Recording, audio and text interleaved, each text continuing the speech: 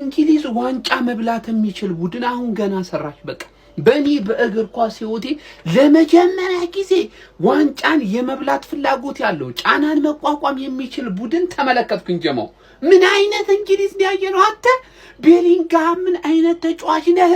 በቀይ ተጫዋች ወጥቶብህ ማለት ነው 54ኛ ደቂቃ ላይ ይሄንን ሁሉ ጫና ተቋቁመ 3-2 በዚህ ሜዳ እኔ እስካሁን ያለም ዋንጫው ከተጀመረ ማለት ነው እንደዚህ አይነት አትሞስፌር ያለው ሜዳ ይቻላል አቅም እንዴት አባቱ ነው የሚያስፈራው። ሜክሲኮቹ ራሱ እንዴት ነው የሚያስፈሩት ማንዬ የጋንግ ስብስብ በሙሉ ያለበት ቡድን ነው። ደመኛ ናቸው፣ ጠበኛ ናቸው።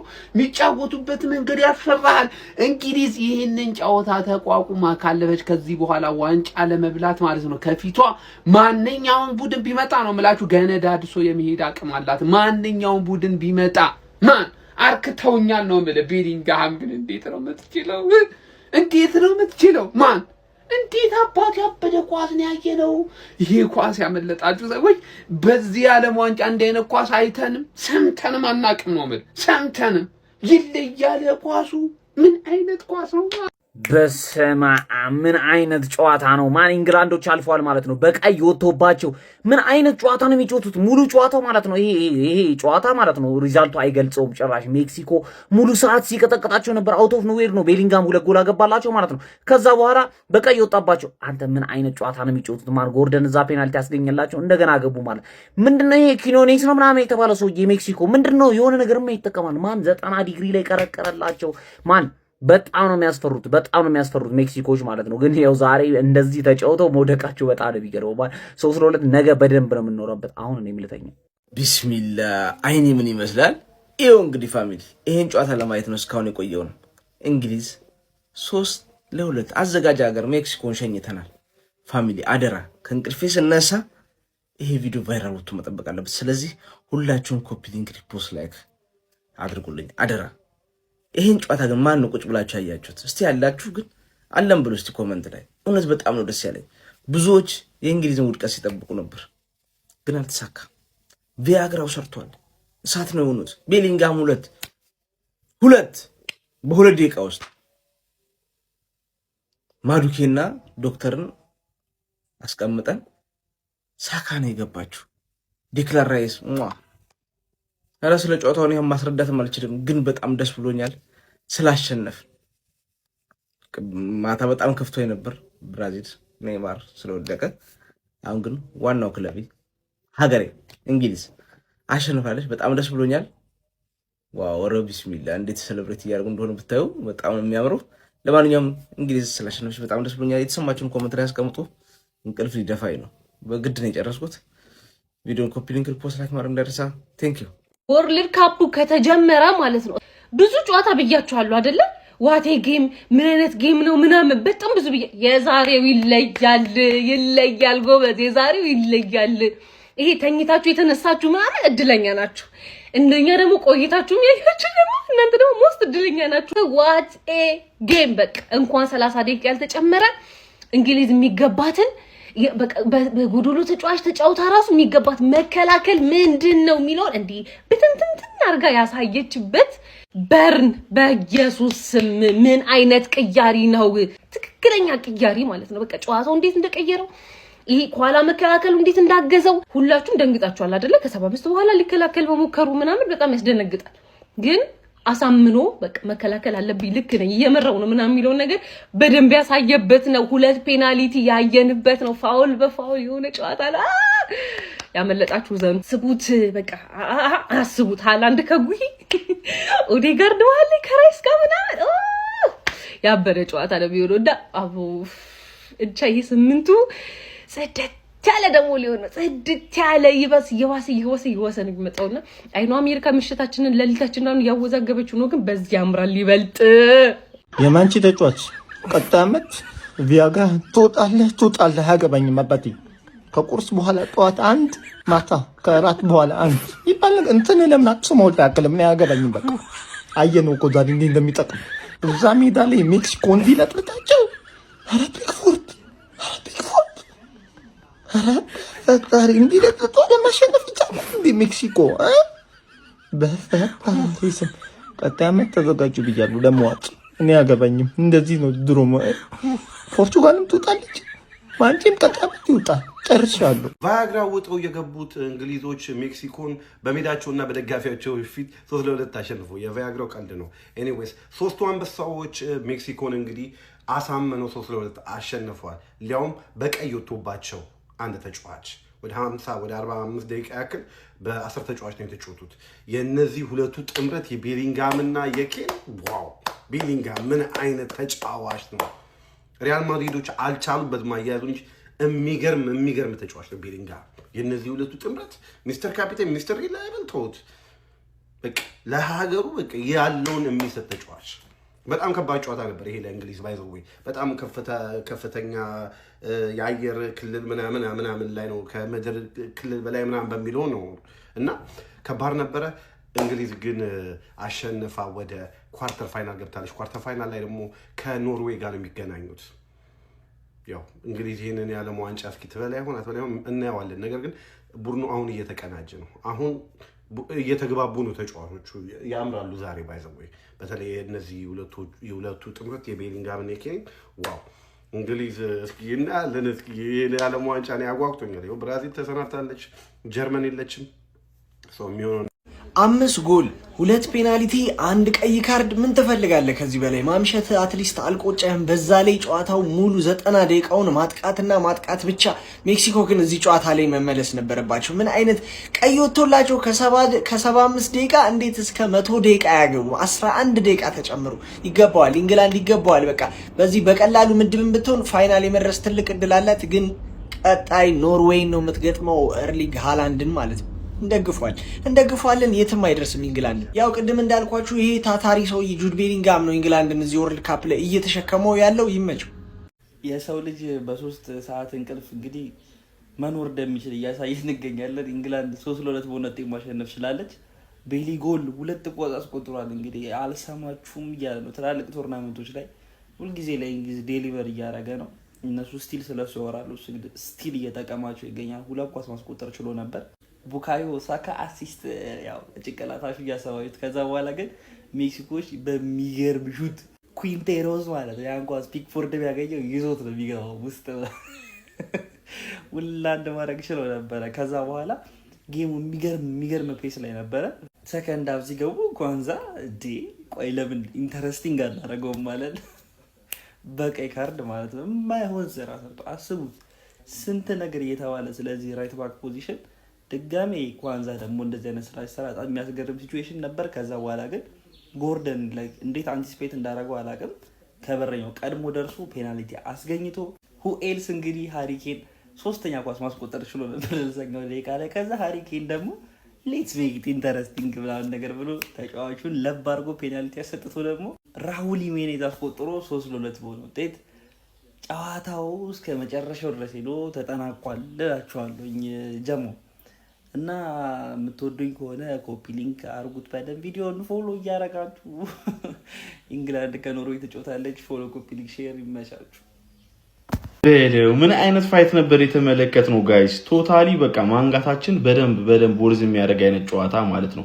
እንግሊዝ እንግዲህ ካዘጋጅ ሀገራቶች አንዱ የሆነችውን ሜክሲኮ 3-2 በማሸነፍ ወደ ኳርተር ፋይናሉ መቀላቀሏን ማረጋገጥ ችላለች። በጣም ነበረ በጭንቅ የተፈተነችው ማታ እንዳልኳችሁ ማለት ነው። በጣም የሚገርም ፋይት ነበር የተመለከትነው ማለት ነው። ሜክሲኮ በጣም አሳዛኝ ተሸናፊ ነበረች። በዚህ ውድድር ላይም አስደናቂ ጉዞ ከነበራቸው ናሽናል ቲሞች መካከል አንዷ ሆና ነው ያገኘዋት። የሚናቅ ናሽናል ቲም የለም በአጠቃላይ በዚህ ዓለም ዋንጫ ማለት ነው።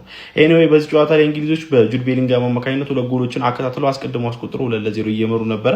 ከዛ በኋላ ሜክሲኮች እንግዲህ በኩዊኖኔስ አማካኝነት ጎል አስቆጥሮ 2-1 ማድረግ ችሎ ነበር። ጨዋታው ላይ እንግሊዞች እንግዲህ 54ኛው ደቂቃ ላይ ኳንሳን በቀይ ካርድ በሰራው ጥፋት ምክንያት ያጡታል ማለት ነው።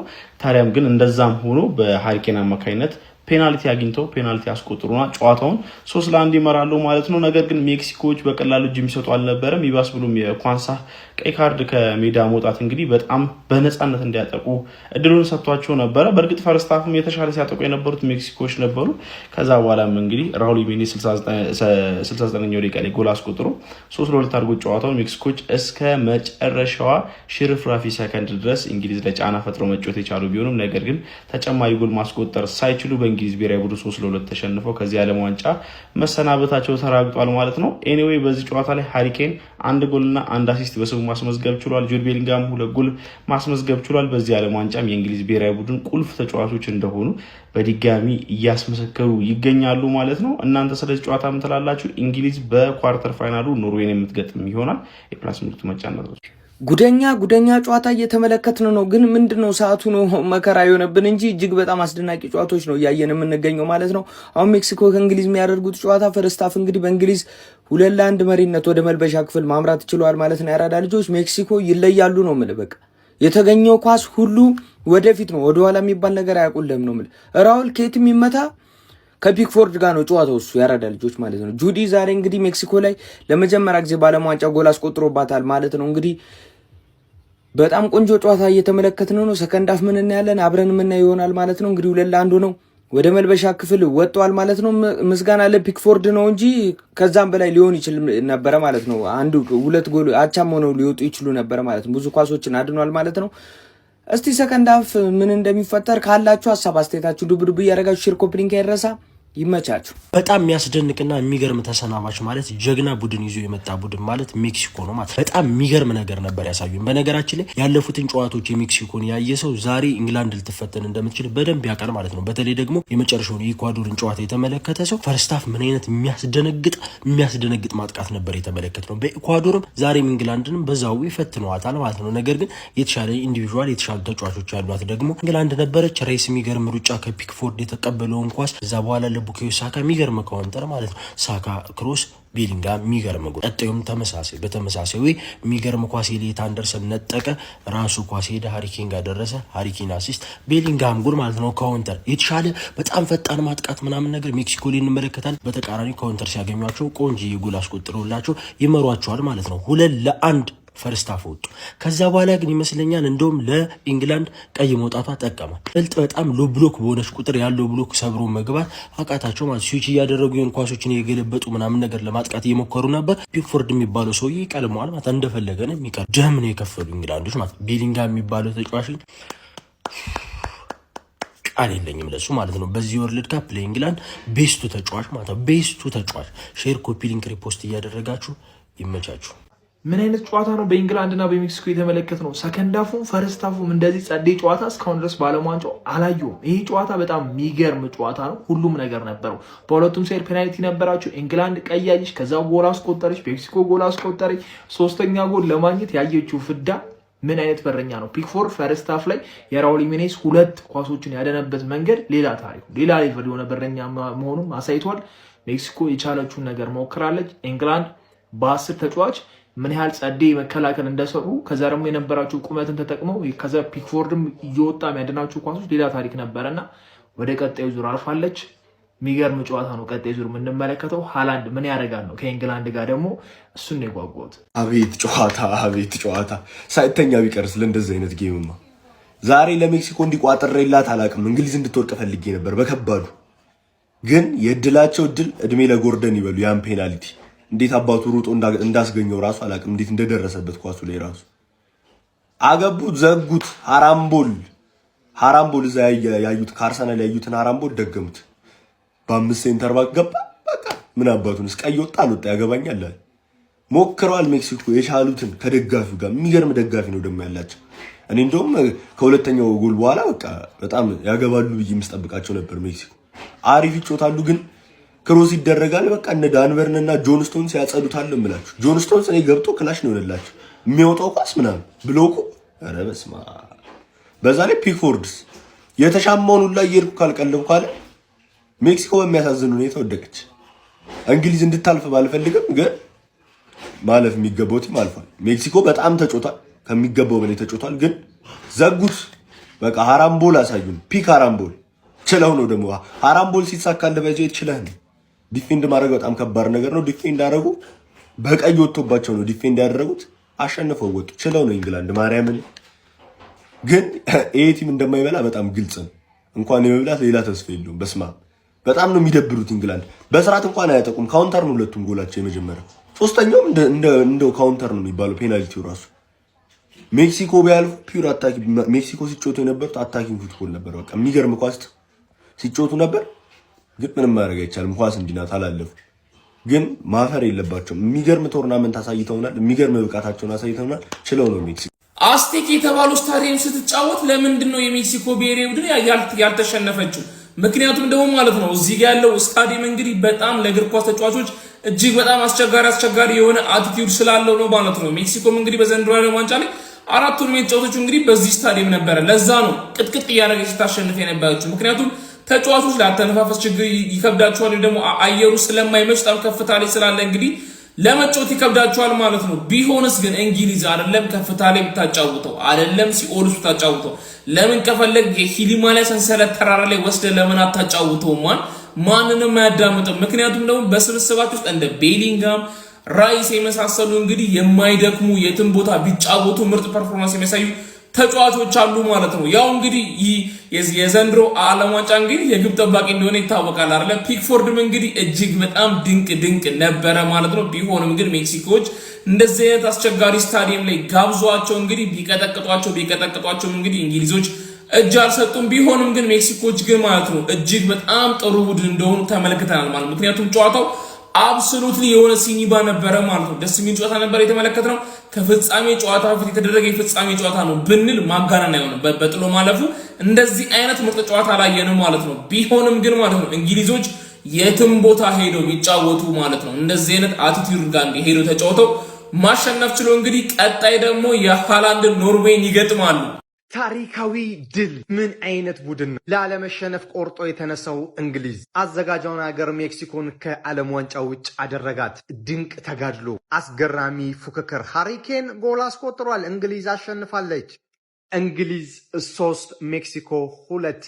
ጁድ ቤሊንጋም 2 ጎሎችን ማስቆጠር ችሏል። አንዷን ሃሪኬን በፍጹም ቅጣት ማስቆጠር ችሏል። ራውል ሄሜኔዝ ጎል አስቆጥሮ ነበር። በቀይ ካርድ እንግሊዝ ወጥቶባት ነበር። በቀይ ካርድ ወጥቶባት እንዴት መጫወት እንደምትችልም ለዓለም አሳይታለች።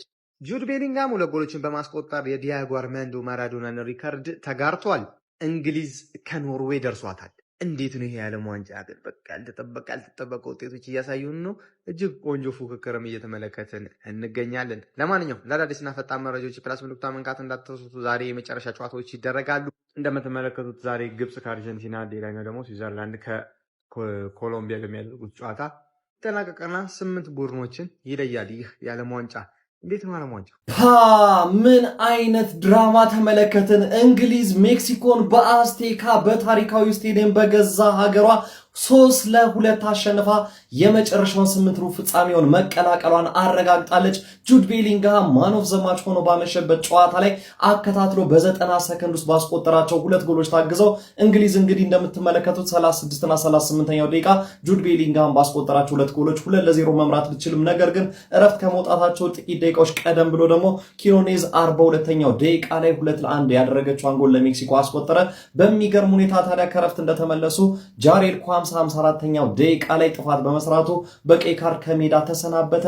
ነገር ግን በሚያስገርም ሁኔታ በደቂቃዎች ልዩነት ደግሞ ራሳቸው ሜክሲኮች ጥፋት በመስራት ፔናልቲ አሳልፈው ለእንግሊዝ ሰጥተው እንግዲህ ሃሪኬን 3-1 ማድረግ የቻለችውን ጎል አስቆጠረ። ሆኖም የኋላ ሜክሲኮች በራውል ሂሜኔዝ የ69ኛ ደቂቃ ፔናልቲ ጎል እንግዲህ ጨዋታውን 3-2 ማድረግ ችሎ ነበር። ከዛ በኋላ ዲፌንስ አጌንስት አታክ ነው የነበረው። ወደ 30 ደቂቃዎች ያክል ጭማሪዎችን ጨምሮ እንግሊዝ ግጥግጥ አድርጋ እንግዲህ ያላትም አቅም በሙሉ አንጠፍጥፋ በመከላከል በአስደናቂ ሁኔታ 3-2 ውጤቱን ጠብቃ ወደ ቀጣይ ዞር ማለፏን አረጋግጣለች። እጅግ በጣም ድንቅ ምናልባትም የቶርናመንቱ ምርጡን ጨዋታን የተመለከትነው ጋይስ፣ ሌሊቱን የማያስቆጭ ጨዋታን የነበረው። ለማንኛውም ስለ ሜክሲኮ መውደቅ እንደዚሁም ስለ እንግሊዝ ሩብ ፍጻሜውን መቀላቀል ምን ትላላችሁ? ሀሳብ አስተያየታችሁን ኮሜንት ሴክሽን ላይ ያጋሩኝ። ሜዳ ስፖርትን ፎሎ ማድረግ እንዳትረሱ። እንዴት ነው ከ1966 ጀምሮ 3 ጨዋታ ብቻ ብትሸነፉት በ90 ጨዋታዎች እዚህ ሜዳ ላይ ተደርጎ ሜክሲኮ መደነቅ አለባት ከሚገባት በላይ። ግን ኢንግላንድ እንዳልኳችሁ አልፋለች። አሁን ባለው ውስጥ የነበራችሁ የታላችሁ ይሄ ጨዋታ ማለት ነው 112 ደቂቃ ራሱ አይበቃውም ነው የምላችሁ። ኢንግላንዶች ሰርቫይቭ አደረጉ ነው ማለት ምንችለው።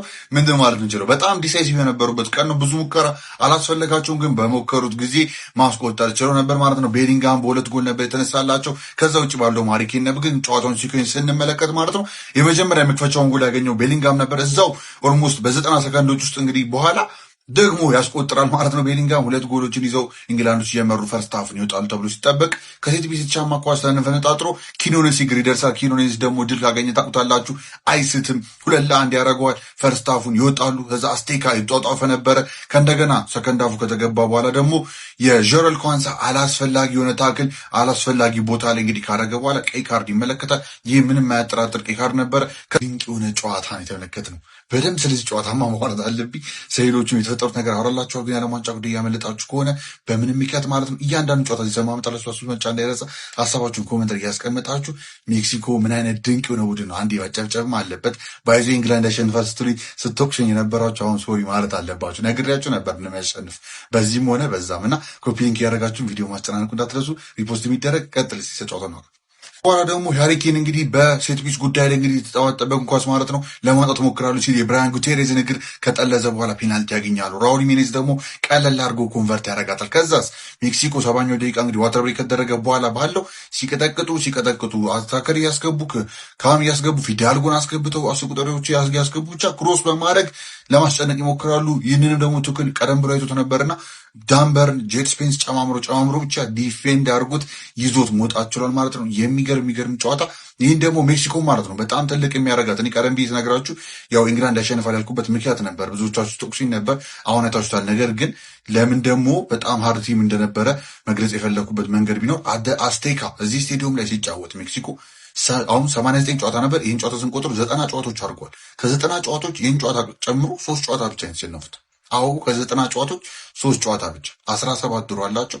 ከዛ ውጭ ያሉ ደግሞ 70ውን አሸንፈዋልና አስቴካ እንዴት አዛ እንደሆነ ነው። አቲቲዩዱ ከፍ ከማለቱም አልፎ ሜዳው ራሱ ለመጫወት በቃ ትጨናነቃላችሁና ከ1966 ጀምሮ ነው ይህ ሪከርድ ያለውና 3 ጊዜ የሚያሸንፍ አስቡት እና ኦልሞስት ለ60 ዓመታት ማለት ነውና የሚገርም ነው ብቻ ሪከርዳቸው ማለት ነው። ሜክሲኮች ከማዘጋጀትም በላይ ብዙ ነገር አሳክተውናል። 3 ጎል ብቻ የተቆጠረባቸው ዓለም ዋንጫው ቅድም እንዳልኳችሁ እና የሚገርም እንቅስቃሴ ኢንግላንድ ከኖርዌይ እስክመለከት በጣም ጓግቻለሁ። ጁድ ቤሊንግሃም እንደተለመዱ ዴሊቨር አድርጓል። ሃሪኬንም ጨዋታው ላይ እንግዲህ ጠብ አድርጓል። ብቻ ፔናልቲዋን አግኝታ ነበር። አንቶኒ ጎርደንም እያየወክ ነው በአርሰናል ጨዋታዎች ፐርፎርም እያደረጉ አልነበረም። ነገር ግን አንተ አንዱ ነህ ብዬ አስባለሁ ከነ ኩባርሲ ከነ ፔድሪ መሀል ማለት ነው እና ያለፉት 2 ጨዋታ ከዛ በፊት የነበረው በጣም መጥፎ ነበር። ሲጀምር እንደምታስታውሱት ያለፉት ጨዋታ ከቤንች ተነሳ 2 አሪፍ አሲስቶች ማድረግ ችሎ ነበር። በዚህ ጨዋታ ደግሞ ፔናልቲውን ለማግኘት የሰራው ስራ ጥሩ ነበር በጣም እና አንቶኒ ጎርደን ከቤንች የተነሳ ከዚህም እዛ ጥሩ ነገር መፍጠር ይችላል። ኤኒዌይስ ለመናገር የፈለኩት እና ያ ኢንግላንዶች ምን ይፈጥራሉ ከዚህ በኋላ የምናየውና ከኖርዌይ ጋር ቀጣይ እስክንገናኝ ድረስ የዓለም ዋንጫ ጉዳይ እንዳያጣችሁ ሳሳባችሁ ጉዳይ እስከብታችሁ ኮፒ ሊንክ ይደረግ። ይመቻችሁ። ትችላላችሁ። በጣም ነው የምትችሉት። ሜክሲኮች ዛሬ ይመቻችሁ። አንተ እንግሊዝን አስጨነቋት። እንግሊዝ በጎዶሎ ሆነች፣ ያለ ጎዶሎ አስጨነቋት። በቃ እንግሊዞች ግን ከ54ኛው ደቂቃ በኋላ ማለት ነው በቀይ ካርድ ከወጣባቸው በኋላ ሙሉ ለሙሉ መከላከል ላይ ነበሩ። እነዛ ደግሞ ሙሉ ለሙሉ ኧረ በኢየሱስ ምን አይነት ጨዋታ እንዳየን። ከቀይ ካርዱ በፊት ራሱ በጣም ሜክሲኮች በጣም የሚገርም ጨዋታ ነበር ሲጫወቱ የነበሩት። እንግሊዞች ያገኟቸው 3ቱም ጎሎች ማለት ነው በካውንተር አታክ ነው። አንደኛው በፔናልቲ፣ ሁለተኛው ጁድ ቤሊንጋም በካውንተር አታክ ነው ያገኛቸው።